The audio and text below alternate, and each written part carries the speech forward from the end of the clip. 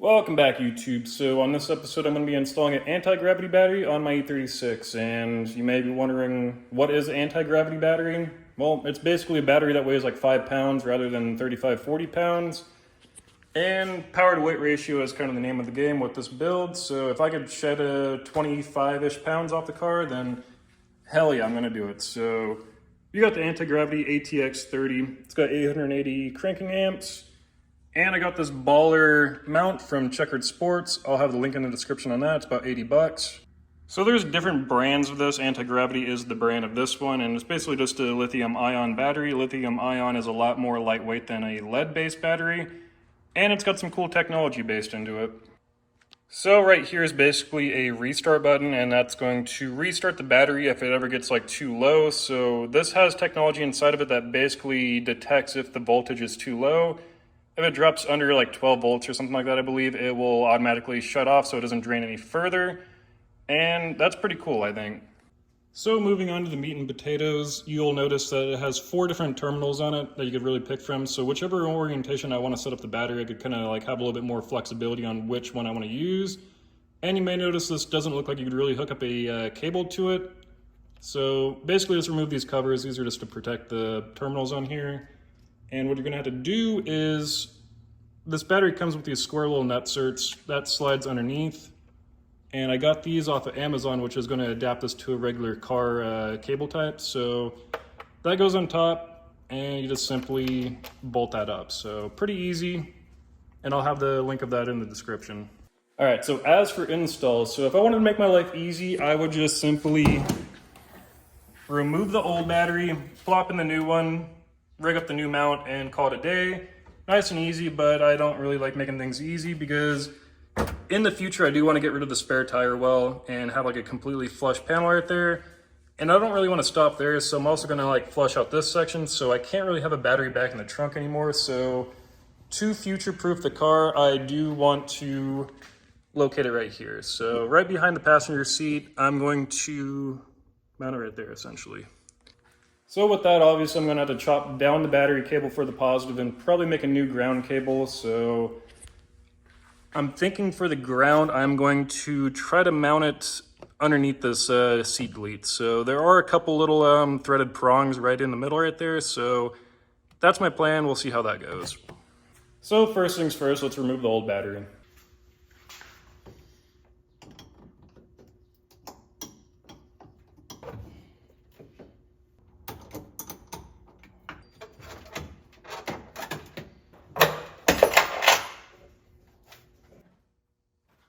All right, old battery's out, time to dump that in the ocean. And since 2 videos ago, I did weigh the car and it ended up being 2680. I might as well weigh what the old one weighs versus what the new one weighs, just to get a deduction I could do off the car. So it should be around 25, 30 pounds. All right, so getting my base weight, stepping my fat ass onto the scale here.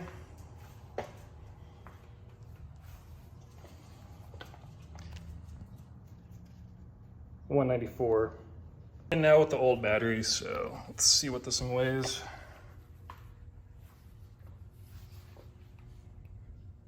So we got 230, which puts it at 36 pounds if you know how to do math.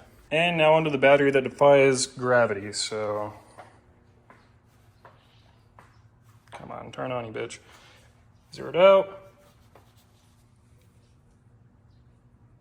199.5. So that's going to be about 30 pounds stripped off the car, which is a decent amount, especially for the price you're paying. Anything after this point is going to cost me a lot more money. So if like I do carbon roof, carbon trunk, anything like that, it's going to cost a lot more. So battery is going to be my last cheap weight savings.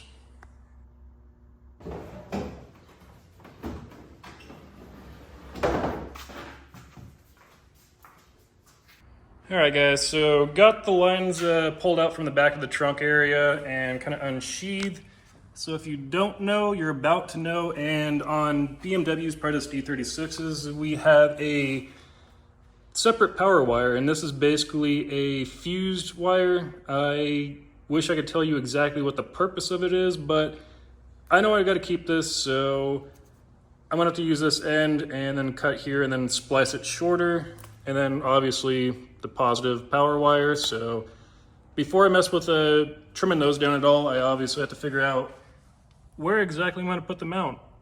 So let's get that and figure out where we're going to put it. All right, guys, so that's where I'm going to put it. It's pretty much the only spot back here that's really level because the floor isn't completely flush. You could kind of see a ridge right there. So that's the edge of where the battery is going to touch. Right where it's at, it's pretty stable.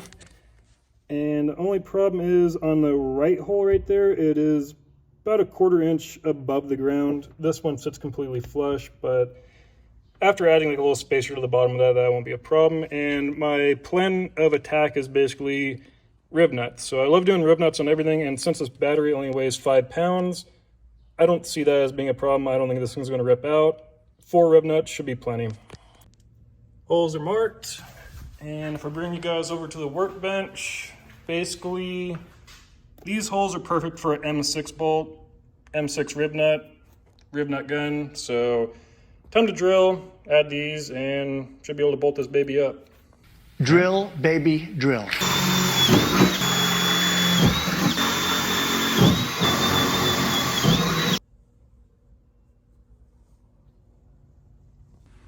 All right, guys, got the battery mounted. Ain't going nowhere. So all 4 bolts bolted up. Now it's time to move to the cables, and basically we'll be done after that. So far so good, going pretty easy. Looks cute back here, I dig it.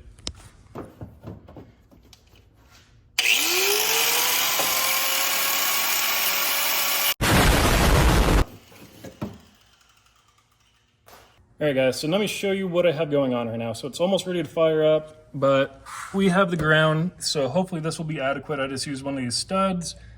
Ground wire runs down. That's going to connect right there to the negative terminal, obviously, and then chop down the positive wire. That's all ready to go. So before I put the rear seat delete back on, obviously make sure that the car starts first. So let's see if it works.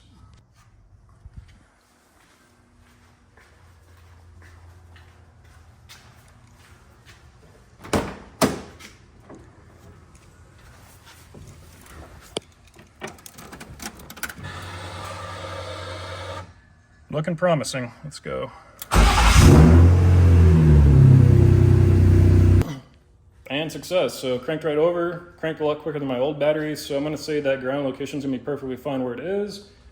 I did throw the seat delete back in, so here's a final product on it.